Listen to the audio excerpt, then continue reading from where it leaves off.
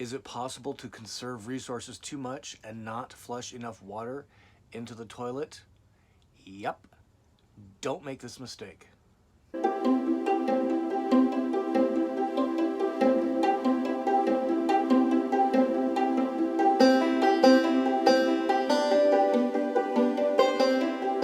the problem is, I was essentially using too little water to flush the toilet. So when I would empty the black tank, even though it was empty, it still would register 1/3, half, even 2/3 full, even though I could clearly hear waste coming out of the drain pipe. And I kind of was really puzzling over this for several months. And when I went to Winnebago Motor Homes in Rockford, Illinois, that's my dealer where I bought Lily, I talked with Mick about it. Those guys kind of looked at the situation and they essentially said I wasn't using enough water to flush the toilet. And that's why the sensors were reading inaccurately, pretty inaccurately. And they kind of washed out the system a little bit and then gave me some chemical. Let me share this with you because it's made a dramatic difference on how to do this. And what I've done is a best practice change to avoid this problem going forward. Let's step inside. Be that when, even though I had literally just emptied the tank, it would still show 1/3 full. And it was really kind of frustrating. And it was frustrating to the point that I asked Mick to service it, and I contacted Winnebago customer service while I was at GNR to see if they'd actually replace the black tank. That was a couple weeks before I had implemented Mick's solution to solve the problem. And again, the problem was I wasn't flushing enough water into the toilet to break the solids up into a slurry, if you will. So they were kind of sitting and then splashing up on the sides. Gross, I know. But hoping you can avoid this mistake because it was really concerning me. So Mick's solution was this. This is, you see that okay right there. So this is by Stepford, that's the manufacturer of the toilet itself. This is level gauge cleaner, and it is pretty much a miracle product.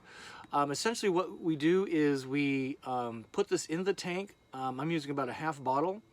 You use a whole bottle for 40 gallons, but Mick said a half bottle for my tank would do the trick. And we did about 4 treatments altogether on this. And what it does is essentially it eats the sludge and cleans off the sensor areas by eating off the sludge. It's kind of an interesting process. Let me read this to you. So what we did is he cleaned my tank as much as he could, and then he filled the tank about halfway full of water, and then dumped a half a bottle of this in. This says for cleaning holding tank sensors, choose a warm day, like 75 degrees or more. Fill a tank with water, add half bottle, drive the vehicle, let sit for 24 hours, drive the vehicle again. This loosens the sediments in the tank, empty and rinse the holding tank. An alternate method is to fill the tank 3/4 full with water, add half bottle of the chemical here, and then empty the holding tank as usual. I have done both 4 times now. And the other best practice that, now that they're clean, the other 2 best practices that I've been doing is 1, put more water in the toilet. And that's okay. That does, limit some of the flexibility I have of extending like 5 days without finding resources. So I'm having to modify that a little bit.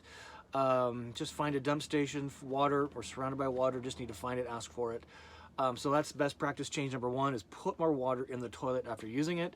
Best practice number 2 is use the Santee flush. So the Travatos have a Santee flush system built in to their Winnebago build out, and it's really a great system. Let me show you what the manual says. So this is the Winnebago owner's manual. It says flushing your black tank waste. It's equipped with an internal spray head that allows you to rinse the inside of the tank with a shower of clean water after emptying your tank, dumping. So be sure to leave the black tank valve open and then dump your tank, leave the drain valve open, and then attach a garden hose and then turn the water on to begin flushing. Allow the water to run for about 3 minutes and then disconnect the garden hose and then close your valve.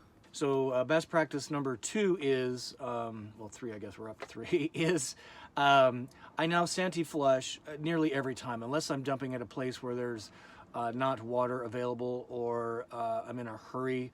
It's like a truck stop or something like that. I Santee flush now every time, and I let it run for a long time, like 5, even up to 10 minutes, because I want that thing really cleaned out, because I don't want to go through this that situation again. It wasn't unsafe.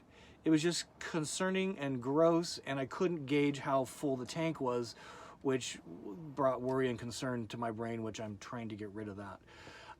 So best practices. Number one, use more water, or plenty of water if you're not using enough already. Use plenty of water to flush the toilet. Number two, use the Stepford product to clean your tank on a regular basis. This says 2 or 3 times a year. I'm doing it like every couple months after I got everything cleaned out.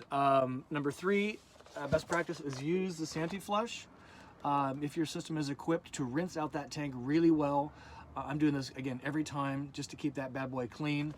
And then I guess the fourth best practice is to use a chemical after you empty the tank. Let me show you that. So I use a number of brands, but this one I get available at Walmart. OxyClean. You put one packet into the tank. Let's see what that looks like. A little thing like this looks like laundry soap, but again, what it does is it breaks down the material, eliminates odor, and this helps keep the tank clean. So everything I can do to keep that system running really clean, I am down for now. So again, had a happy ending at the end. Nothing had to be replaced. Nothing was actually broken. It was just a user error. So that's what I'm hoping you can not make that mistake today. So use plenty of water. Use the tank cleaning system. Use the Santee flush. And then put chemical in your toilet, and you will have a happy black tank. Because we want to be happy campers, right? Thanks for tuning in. Really appreciate that. Until we see you next time, I wish you to journey on.